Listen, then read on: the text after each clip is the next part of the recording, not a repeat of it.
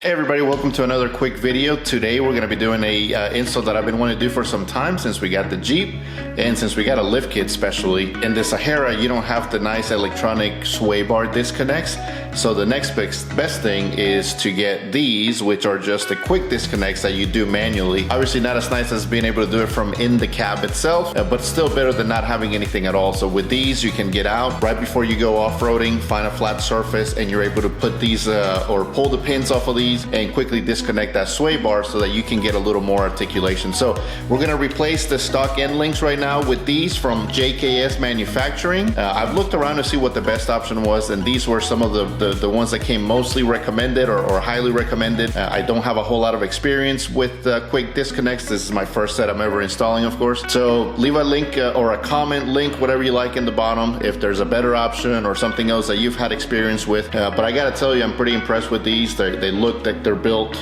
strong and you know, adjustable, which is another big thing. This Jeep only has a 2.5-inch lift, as you know, so hopefully these will work. There were two options for these. There were ones that work for a 0 to 2-inch lift, and from what I read on the forums, on the Wrangler forums, a lot of other people recommended or have tried these, which were for a 2.5-inch lift up to a 5 or 6-inch lift. Anyhow, I'll put the link in the description to this product itself. Let's get under the Jeep and install these. All right, so the first thing we got to do is get rid of the OEM end links. See what size this is going to be here. Probably a pretty good size. All right, this close. It's either a 19 or a 13/16. That fits on there, but I don't think it's on there pretty good.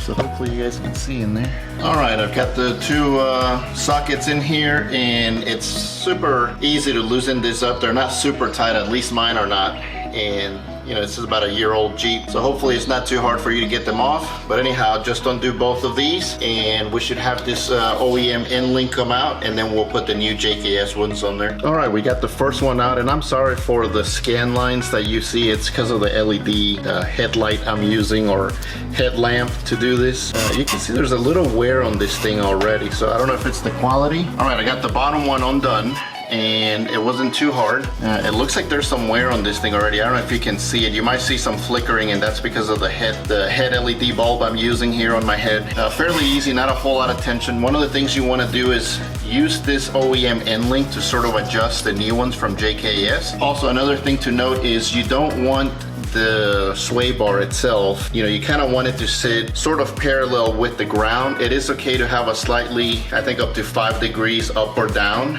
This one is probably going to sit up from what it looks like a little bit, so as long as it's not more than 5 degrees you should be okay. So anyhow, let me take the top part off, and then we'll put the JKS one on here. All right, and just like that, we have that one out. Pretty straightforward. Like I said, this is really easy. This should be no more than a 30 minute to a 1 hour job. The interesting thing is to see inside. Hopefully you guys can see in there. I know the lighting's kind of poor, so I apologize about that. But this one already has a little bit of damage, which is kind of interesting. I don't know if that's when the lift kit was done to it, and maybe it was over tightened. I'm not sure. I did hear some clicking, so now I'm wondering if that's after the lift kit we started hearing a little bit of clicking, so I'm beginning to wonder if that's what would make that noise. We'll see once I put the HKS ones on, or JKS, not HKS. All right, so I'm putting the little peg in. You're gonna need something. I tried to use the pin, but I was afraid that was gonna break. That's the safety pin. So I found a little screwdriver. Hopefully this will hold it in place so we can tighten this thing up, because it does have one of those nylon or nylock nuts on there, so you have to get past that threshold so it doesn't back out. Maybe a little bit of Loctite too in there. So let me tighten this up, and then we'll go to the next step. All right, so that's what it looks like installed now. So I just got to tighten this up a little bit, grease them up, and we're good to go. But it was pretty straightforward. Remember, the longer hose goes on the right hand side of these at the bottom for the quick release, so make sure you put the shorter one on the left hand side if you're standing in front of the Jeep. So the longer one's going to go on the driver's side. Maybe I should explain it that way, might be a little bit easier. But the longer one of these, where the quick release goes on the driver's side. The shorter one goes on the passenger side. And then at the top, I just got to adjust this, tighten it up. Torque is 65, I believe, 65 pound-feet of torque, or tightening them up. That's what the instructions suggest. And then once you put the grease in there, you're good to go. So bottom's pretty tight, and just so you see how it works, works. You got the quick release pin, so you'll find a flat surface. This will release out, and there's actually a bracket that comes with this. I haven't installed that yet, but this is gonna go up here if you can see it. I got the wrong side, but it goes up there, and this is gonna swing up and out of the way, and then you'll pin it up there, so that way it's not, I believe the original ones, they used to bang up in here and it could get caught on this side. So you'll put this out of the way in the bracket that they provide you, which is really cool, right up here. So again, let's finish up the install, and then I'll show you what that looks like once it's fully installed. So we've got the quick release installed, and I've got the bracket. That's kind of like where you put it away once it's disconnected from the bottom. The only thing that you might notice is I have to fully extend. Since I only have a 2.5-inch lift, you have to pretty much twist it up. So I'm not sure how I feel about that. Maybe I use a different strap or something. But if I hold my flashlight here, I'll show you what I'm talking about. So if I pull this out, you'll see that what I had to do was pretty much extend this all the way. Not a huge deal, but it is something to keep in mind for those of you that have the lower lift. Maybe I should have gone with the 2-inch. But a lot of people on the forum said that they tried it and it didn't work. So I pretty much have to twist this all the way back in, if you can see that in there. And then I can bring it back down, and now it goes in. So just something to keep in mind, the distance between that bracket. I don't think I have it reversed. I tried the other one and pretty much any way that I could, and it just would not fit on there. So I'm looking at the pictures from the instructions. That's also how it looks on there. So it looks like it goes up high. And again, sorry for the scan lines there. I think it's the frame rate and the LED light causing the issue here. It's dark outside, as you can see, so not a whole lot of light for me to work with. I'm always doing this after work, so there you go. It looks a little bit better there. Gonna show you what that looks like. There's the bracket up here. All right, so I've moved over to this side. We've got this side done. I've already installed the upper bracket over here, so pretty quick. This thing is in there pretty good, so you kind of have to just work it back and forth, and there we go. Ooh, that sucker is in there, man. So on this one, we just gotta get the other part and get them installed, and I'll show you what that looks like in a second. So I think the brackets are okay. Went in pretty smooth on this side. So the hardest part about this install is, let me see if I can put the phone up here, is you're gonna have to cut this bracket right here, which is where the old, so you have to make a cut right over here, and hopefully you can see that on camera, but you just cut right there, and you're gonna attach to that point right there. Otherwise the quick disconnect won't work. That's the only thing I didn't like about the JKS system. It is a great system. Looks like it's very well built.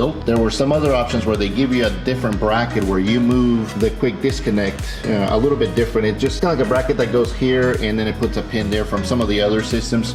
So that's something, you know, if you don't want to make a cut, you might want to consider a different system. I'm not sure if JKS makes a bracket so you don't have to cut, but this was the only option that I saw. So anyhow, let me make the cut real quick. I'm gonna try with my Sawzall that I have, just a little $10 one that I got from Harbor Freight. So, you know, if you've got one around, pick one up. Comes in real handy. If that doesn't work, I'm gonna have to find a nicer one, but I'm hoping that one works so I can make the cut and finish the install. All right, the good old Harbor Freight, or maybe it was AutoZone that I picked this thing up. Sawzall or cutting wheel, grinding wheel, whatever you want to call it. So there it is. I was able to cut that piece out. Still a little hot, so I'm going to try not to burn myself. But you can kind of see here, and hard to focus a little bit, but you see what I'm saying? This one right over there, and what that does, it just clears space for the new quick disconnect piece to mount on there. So let's go ahead and attach that. I'm going to have to get a better wheel because mine's kind of wearing out, and cut that a little bit better. Seems to be a little, probably could use another 1/2 inch. I had marked it a little bit further back, but another thing is the angle. The wheel that I have is just, it's kind of a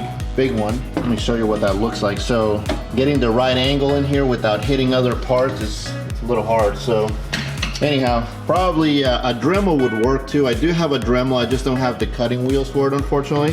So we'll hope, you know, that this works right here. So I think I got enough cut out from there that it should fit on there. So let me go ahead and get that and test fit it, see how it goes. All right, everybody, that's it. Got the second one in. It was a little bit tougher than the other side because again, you do have to grind, as you can see, that spot down right there, right in front of, and I'll probably grind a little bit more. I got to get a different wheel, something a little bit smaller where I can get in there. It's just the angle. Probably take off the tire. That will help some, you know, take the wheel and the tire off. And then the top one, just like the other one, make sure you slide the metal sleeve by the bolt, so that gives us some strength and and rigidity up here, as you can see, but it's in there pretty good. I do have to get a wrench to tighten this up a little bit, so I'll go tomorrow to the store. It is pretty late tonight, so I'm not gonna be able to do it today, but overall it was pretty easy, about an hour. Like I said, without filming, sometimes that can prolong things a little bit, and it got dark on me pretty quickly. But if you start early in the morning, you should be able to knock this out pretty quickly. And as you can see, all you gotta do is pull the pin. Whenever you get to the off-road part, you pull that pin down here, and these will rotate up. Remember, you've got the bracket up here, so you're gonna connect it up there on the bracket so it's out of the way. And then the sway bar itself, you can also move up so it's not in the way when the suspension is articulating. Just lock this piece up here. The sway bar will stay up anyhow, so you won't need those extra chains or anything like that. So anyhow, that is all for today's video. All right, everybody, that's it for tonight's video. Thank you all for watching. Again, this was the JKS quick disconnect upgrade that I wanted to do. Remove the OEM end links that you have connecting the sway bar itself, so that way you get a little bit more articulation when you're off-roading. For some of you guys that have the Rubicons, you don't have to worry about this unless you're upgrading other things, because you do have the electronic disconnect. So this is gonna be for the Sport, the Sport S, the Sahara, Overland, whatever other trims they've got out there. I forget what they are, but anyhow, thanks for watching, subscribe, and I'll see you on the next video. Thanks.